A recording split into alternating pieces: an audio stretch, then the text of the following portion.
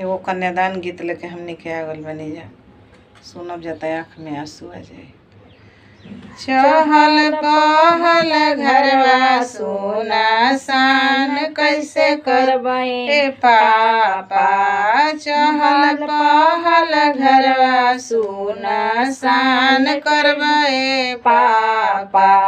ऐसन सुंदर बेटी कन्यादान करबे पापा, ऐसन सुंदर बेटी कन्यादान करबे पापा, कवन ऐसन गलती कसूर कनिए पापा,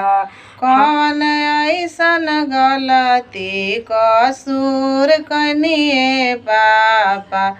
हमके नजरिया से दूर कनिए पापा,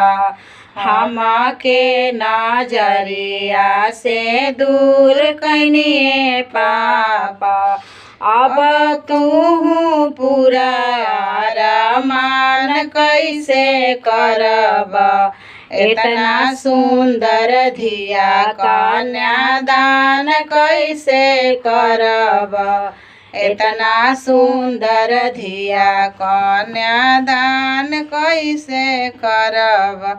करके कन्यादान गंगा स्नान करबे पापा,